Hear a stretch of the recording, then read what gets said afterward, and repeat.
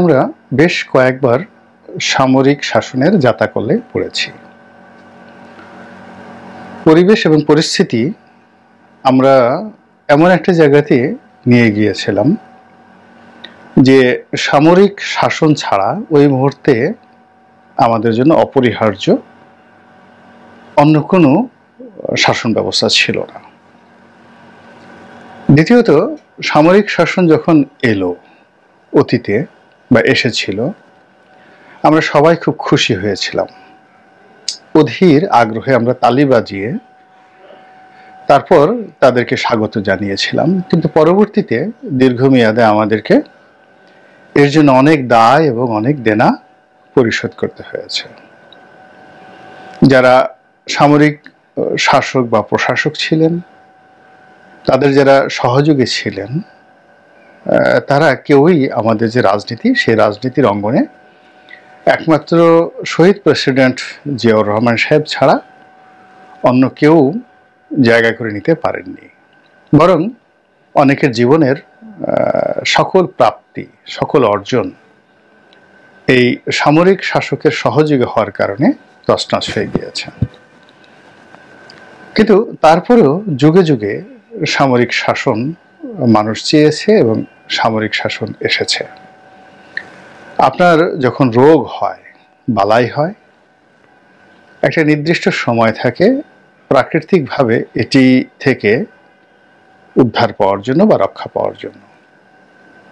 কিন্তু সেটি যদি না হয় তাহলে আপনাকে ওষুধ খেতে হবে ডাক্তারের পরামর্শ অনুযায়ী। সেটাও একটা নির্দিষ্ট সময় পর বন্ধ হয়ে যায় এবং আপনাকে সরাসরি অপারেশনে যেতে হয়। কোনো অঙ্গ প্রত্যঙ্গ কেটে ফেলতে হয়, বা আপনার শরীরের যে জায়গাতে ক্যান্সার হয়েছে, টিউমার হয়েছে, বা যেখানে রোগ বালাই হয়েছে, পুজ হয়েছে, গন্ধ হয়েছে, দুর্গন্ধ হয়েছে, গ্যাংগ্রিন হয়েছে, মাংস পেশি পচে গেছে, ওই জায়গাটা কেটে ফেলে দিতে হয় অপারেশন করে। তদ্রূপ রাষ্ট্র পরিচালনায়, রাজনীতিতে কখনো কখনো অপকর্মের বোঝাটা এত বেশি হয়ে যায়, সেই বোঝা থেকে দেশ এবং জাতিকে রেহাই দিতে হলে সামরিক শাসন অনিবার্য হয়ে পড়ে। দীর্ঘমেয়াদে সামরিক শাসন কখনোই কাম্য নয়, কিন্তু পৃথিবীর যত পরিবর্তন সবকিছুতেই সামরিক শাসনের মাধ্যমে কিন্তু এসেছে, এবং সামরিক বিদ্রোহ এবং সামরিক বিপ্লবের মাধ্যমে কিন্তু সবকিছু হয়েছে। যেমন ধরুন আমেরিকার স্বাধীনতা কিংবা আমাদের স্বাধীনতা, এটি সামরিক বাহিনীর অংশগ্রহণ ছাড়া সম্ভব ছিল না। কিংবা ধরুন ফ্রান্সের যে বিপ্লবটা হলো, রেভলিউশনটা হলো, এটি পুরো ফ্রান্সের যারা জাতিগোষ্ঠী রয়েছে তাদের জন্য অভিশাপে পরিণত হয়ে পড়েছিল 4 বছরের মধ্যে। এবং সেখানে যখন নেপোলিয়ন বোনাপার্ট তলোয়ার হাতে এগিয়ে এলেন, সামরিক শাসন জারি করলেন, ঠিক সেই সময়টাতেই ফ্রান্সের স্বাধীনতা এবং সার্বভৌমত্ব রক্ষা পেল এবং এই জাতিটি আবার নতুন করে ঘুরে দাঁড়ানোর সুযোগ পেল। বিশ্বের সবচেয়ে দীর্ঘস্থায়ী সামরিক শাসন ছিল জাপানে, প্রায় 800 বছর ধরে। আবার বলছি, প্রায় 800 বছর ধরে পুরো জাপান শাসিত হয়েছে সামরিক শাসকদের দ্বারা। আপনারা সেই বিখ্যাত টম ক্রুজের যে সিনেমা দ্য লাস্ট সামুরাই যদি দেখেন এবং সামুরাইদের ইতিহাস যদি আপনি জানেন, তাহলে এই সামুরাই মূলত জাপানের যারা সামরিক শাসক ছিলেন তাদের উপাধি। ওদের একটা অস্ত্রের নাম সামুরাই। তো সেখান থেকেই মূলত এই ডাইনেস্টি, সামুরাই ডাইনেস্টি শব্দটি আসে। তো জাপান অন্তত 100টা ভাগে বিভক্ত হয়ে বিভিন্ন সামরিক কমান্ডারের অধীন এই তাদের যে দ্বীপ রাষ্ট্রগুলো রয়েছে এগুলো শাসিত হতো, এবং একজন সামরিক শাসক আর একজন সামরিক শাসকের সাথে যুদ্ধ করত। এইভাবেই 800 বছর ধরে পুরো জাপান জাতি সামরিক শাসনের জাতাকলে পিষ্ট হয়েছে। এবং তাদের যে সর্বশেষ সামরিক শাসক তার যে পতন হলো সেটি নিয়ে সিনেমা হয়েছে দ্য লাস্ট সামুরাই। এখন সামরিক শাসন যে যখন আসে তার কতগুলো লক্ষণ আছে।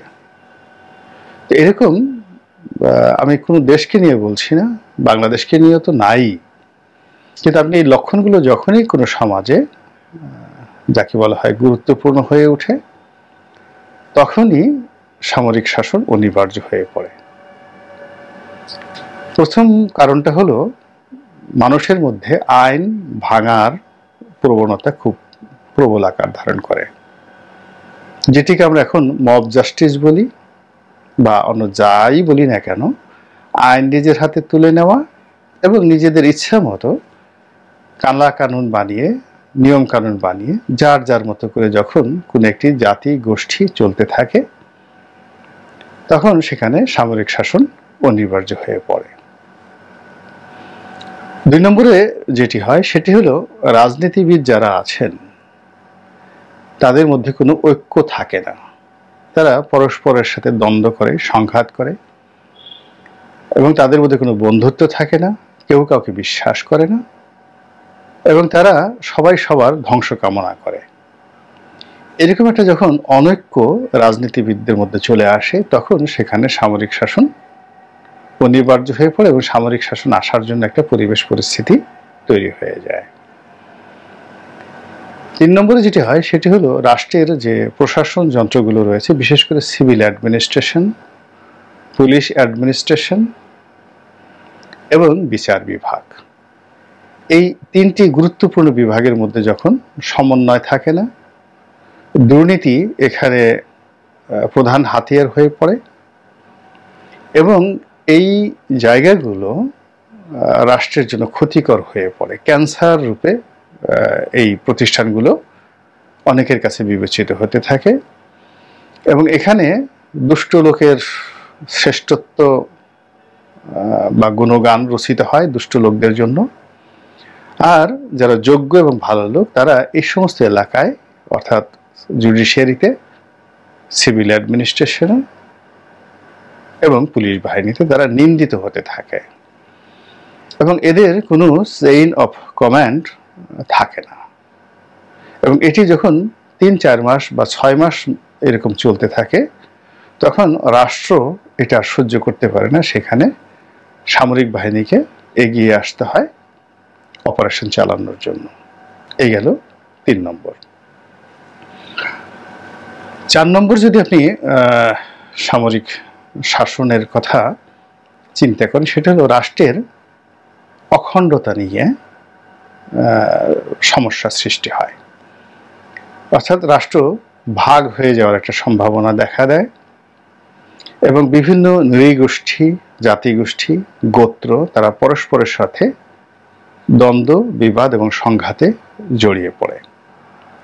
আঞ্চলিক শক্তিগুলো একটি অঞ্চল অন্য অঞ্চলের উপর আধিপত্য বিস্তার করতে চায় এবং একটি স্বাধীন এবং সার্বভৌম রাষ্ট্রে যে একক কর্তৃত্ব থাকা উচিত সেটাকে বাদ দিয়ে মানুষ সংকীর্ণ চিন্তার দ্বারা বশীভূত হয়ে তারা করে কি এই নিজেদের অধিকার দাবি দেওয়া এবং শ্রেষ্ঠত্ব প্রমাণের জন্য লড়াই এবং সংগ্রাম শুরু করে। আপনি যদি আফ্রিকার দেশগুলোর কথা চিন্তা করেন সেখানে যারা এই জাতিগোষ্ঠী, জাতিগত দ্বন্দ্ব এবং সংঘাতে জড়িয়ে পড়েছে সেখানে সামরিক শাসন কিন্তু অনিবার্য হয়ে পড়েছে। 4 নম্বর হলো ধর্মীয় বিবাদ এবং বিসংবাদ। ধর্মের অর্থাৎ হিন্দু, যে ধর্মেরই হোক না কেন, আমাদের দেশে হয়তো হিন্দু, বৌদ্ধ, খ্রিস্টান রয়েছে, কিন্তু পৃথিবীর অনেক দেশে রয়েছে, অনেক এলাকায় রয়েছে যেখানে এই ধর্মগুলোই নেই কিন্তু স্থানীয় অনেক ছোট ছোট ধর্ম রয়েছে। তো যে কোনো ধর্মীয় গোষ্ঠীর সঙ্গে পারস্পরিক বিবাদ এবং বিসংবাদ এটি একটা কারণ। আর নিজেদের মধ্যে অন্তর্ঘাত, যেমন খ্রিস্টানদের মধ্যে প্রোটেস্ট্যান্ট এবং রোমান ক্যাথলিক তাদের মধ্যে যেভাবে দ্বন্দ্ব সংঘাত, কিংবা মুসলিমদের মধ্যে শিয়া সুন্নি এই সংঘাত, আরও অনেক গ্রুপ উপগ্রুপ রয়েছে। তো এরকম যখন ধর্মীয় গোষ্ঠীগুলোর মধ্যে পারস্পরিক দ্বন্দ্ব, সংঘাত, অবিশ্বাস এবং মারামারি কাটাকাটি এগুলো শুরু হয়ে যায়, তখন সামরিক বাহিনীর শাসন ছাড়া সেখানে দ্বিতীয় কোনো অপশন থাকে না। 3 নম্বর হলো, এটি হলো 5 নম্বর। 6 নম্বরে যেটা হলো সেটি হলো অর্থনৈতিক সংকট, অর্থনৈতিক অব্যবস্থা এবং অর্থনৈতিক যে গর্তগুলো হয়, হোলগুলো তৈরি হয় একটা জাতির জন্য, যেটি প্রচলিত ব্যবস্থায় কোনো অবস্থাতেই রিপেয়ারমেন্ট সম্ভব হয় না। এখানে অনেক অর্থনৈতিক সেক্টরে নির্দয় এবং নির্মম এবং নিষ্ঠুর কতগুলো সিদ্ধান্ত নিতে হয়। সেটি চোর বাটপারদের বিরুদ্ধে হোক, কিংবা অতি ধনীদের বিরুদ্ধে হোক, ব্যবসায়ীদের বিরুদ্ধে হোক, খাজনা আদায় অর্থাৎ ট্যাক্স কালেকশন হোক, ট্যাক্স মওকুফ হোক, কিংবা অর্থনৈতিক খাতে যে রিফর্ম, সেই রিফর্ম করার ক্ষেত্রে যখন খুব কঠিন সিদ্ধান্ত সিভিল অ্যাডমিনিস্ট্রেশন নিতে পারে না, ঠিক সেই সময়টিতে সামরিক শাসন অনিবার্য হয়ে পড়ে। এই গেল 6। আর 7 নম্বর হলো সামাজিক অবিচার। এটি প্রবল হয়ে যায়। আমাদের দেশে সাধারণত সামাজিক বিচারটাই বিচারের মূল ভিত্তি। পাড়া মহল্লায় মুরব্বি থাকে, মুরব্বিজন থাকে, নেতা থাকেন, তারাই সামাজিক শান্তি এবং শৃঙ্খলা রক্ষা করেন। এবং যে কোনো বিরোধ নিষ্পত্তিতে থানা, পুলিশ, প্রশাসনের আগে স্থানীয়ভাবে নিষ্পত্তি করার একটা সিস্টেম সারা দুনিয়াতেই থাকে। এই সিস্টেমটি যতদিন পর্যন্ত সচল থাকে ততদিন পর্যন্ত সামরিক শাসন কোথাও আসে না, কোনো দেশে আসে না। এখন এটিকে আপনি সামাজিক বন্ধন ধরেন, সামাজিক স্থিতিশীলতা বলেন, সামাজিক ন্যায় বিচার বলেন, কিংবা আর যাই বলেন না কেন, এই বিষয়টি একটি দেশ এবং রাষ্ট্রের জন্য সবচেয়ে সম্মানের, সবচেয়ে মর্যাদার এবং সবচেয়ে স্থিতিশীলতার প্রতীক। যখন এখানে অন্যায় এবং অবিচার প্রবল হয় এবং এখানে সাজানো বিচার ব্যবস্থা চালু হয়, মব জাস্টিস হয় এবং নিচু শ্রেণীর মানুষের হাতে বিচার করার ক্ষমতা চলে যায়, অর্থাৎ সমাজের মুরব্বী, জ্ঞানী, গুণী, শিক্ষিত সজ্জন এদেরকে বাদ দিয়ে টাউট, বাটপার, অল্প বয়স্ক, কচি কাচার যেখানে মেলা মিলে এবং তারা যেখানে মুরব্বীদের বিচার করে, দেখা গেল যে 5-6 পড়ে বালক বালিকারা, তারা 60 বছরের বৃদ্ধ এবং বৃদ্ধাকে বিচার করছে। তো এরকম ঘটনাগুলো আমি একটা উদাহরণ দিলাম। অথবা ধরুন একজন ইউনিভার্সিটির শিক্ষক, কলেজের শিক্ষক, তার বিচার করছেন রিক্সাওয়ালারা বসে। তো এরকম যখন বিসাদৃশ্য, অসামঞ্জস্যতা দেখা দেয়, যা কিনা মানুষের বিবেক এবং বুদ্ধিকে ভোঁতা করে দেয়, এইরকম যখন মব জাস্টিস হয় সমাজের প্রান্তিক লেভেলে, প্রতিটি স্তরে, তখন সামরিক শাসন ছাড়া আর কোনো বিকল্প থাকে না।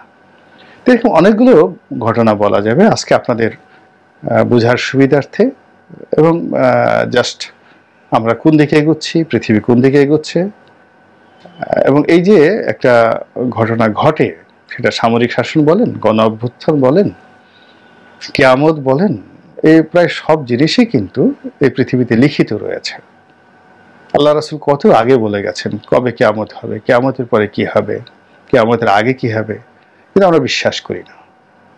এরকম একটা গণ অভ্যুত্থান হবে, এটা সেই 2011-12 সন থেকেই কিন্তু মানুষ বলে যাচ্ছে। শেখ হাসিনাকে পালাতে হবে, এটা একেবারে রাস্তার যারা ঝাড়ু দেন তারা থেকে শুরু করে সবাই বলেছেন, কিন্তু ক্ষমতায় যারা ছিলেন তারা কেউ এটা কানে নেননি। আবার এখন অনেক ঘটনা ঘটছে, অনেক অনেক কথা বলছে, যারা অস্থির প্রকৃতির মানুষ তারা যার যার পক্ষ অবলম্বন করছেন এবং নিজের নিজের জায়গায় থেকে প্রতিপক্ষকে গালাগাল দিচ্ছেন, এবং কোনো অবস্থাতেই মনোযোগ সহকারে শুনছেন না যে আসলে কত বড় বিপদ এবং বিপত্তি আগামী দিনে আমাদের জন্য অপেক্ষা করছে। ফলে এই তাদের জন্যই মূলত আমার এই 7টি লক্ষণ বলা। রাজনীতি একটা বিজ্ঞান, এবং বিজ্ঞানের কোনো কিছুই কল্পিত নয়। কল্প কখনো বিজ্ঞান হয় না। বিজ্ঞান হলো তথ্য, প্রমাণ, অঙ্ক, গবেষণাগারে প্রমাণিত উপাখ্যান। তো রাজনীতি ওইরকম একটা বিষয় যেগুলো গত 5000 বছরে সেটেলড হয়ে গেছে। এটার সূত্র আছে, এটার অঙ্ক আছে, এটার রসায়ন আছে, এটার ফিজিক্স আছে, এটার কেমিস্ট্রি আছে। তো সেই দিক থেকে একটা দেশের গণতন্ত্রের একটা মান আছে, সামরিকতন্ত্রের একটা মান আছে, গণযুদ্ধের একটা মান আছে, জনযুদ্ধের একটা মান আছে, সোশ্যাল আনরেস্টের একটা মানদণ্ড আছে। এখন আমরা